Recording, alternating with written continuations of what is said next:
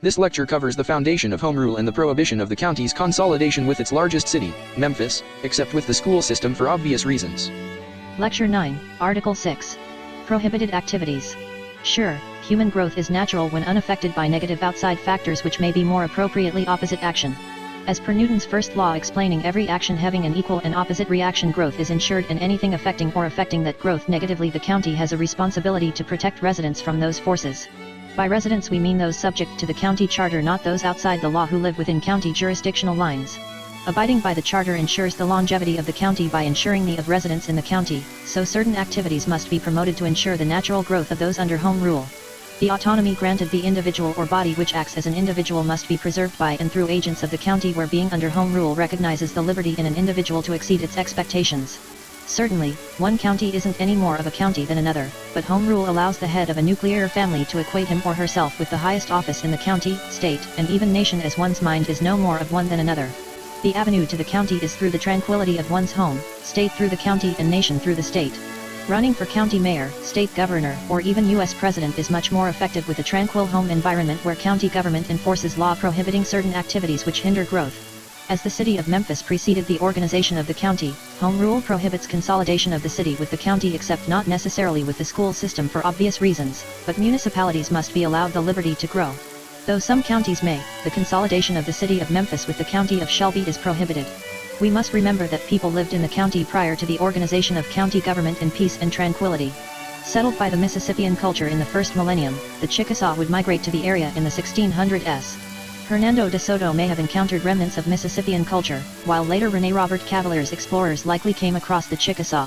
The people enjoying and benefiting from the peace and tranquility from living in the area wouldn't be called Memphian until May 22, 1819, which precedes that of Shelby County organization on November 4 of the same year. Named after the ancient Egyptian city, it developed rapidly as a major trading center, with the cultivation and distribution of cotton as a major export from plantations in the Mid-South, where free African American labor forces were certainly utilized.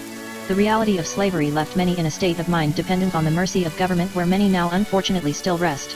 The order established by the city preceding the county proves home rule in and of itself, where there is no need to interfere in pre-established order where law already is.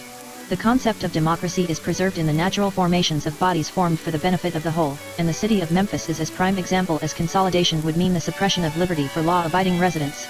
Provisions in the Shelby County Charter may not apply to the county school funds, as the future is not ours to suppress. Our state has certain requirements for educational standards which prepare the youth for a productive, beneficial, and generally happy life within this or any state. Local municipalities may form boards for promotion of their education, but the responsibility is ultimately on the state by way of the county.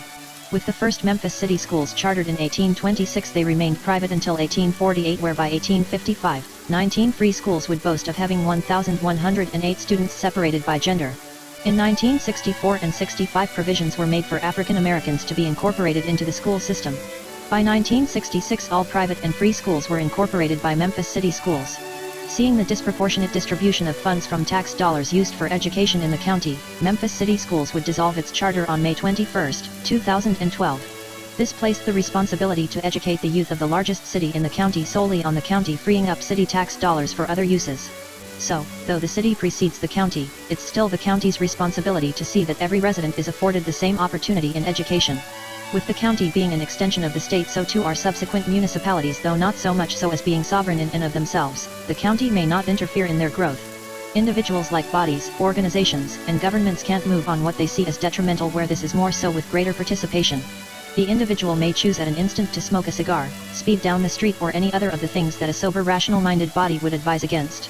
There is a line between what extends the longevity of residents' lives and that which does not, but the liberty to channel one's efforts where one wills must not be hindered by the county. Municipalities acting as one body under the law must be able to use the law to their benefits, because in theory law is always set up to ensure the prosperity of the greater good. Following the law benefits the individual, body, or municipality, so as long as bodies follow the county charter, they are on an accord with the state constitution and the laws of these United States. Expressions of liberty in the form of whatever medium is given a name, and those of political jurisdiction under the county cities. There are different categories of bodies that are not governmental, but bound to the law they must act as such, as two or more in agreement is the foundation of any body or organization. The city of Memphis precedes that of the county, thus home rule prohibits consolidation of the two for obvious reasons. Not necessarily so with the school system. The county has a responsibility to educate citizens not old enough to vote. Municipalities must be allowed the liberty to grow due to the county's home rule charter, so county interference is only where city jurisdiction is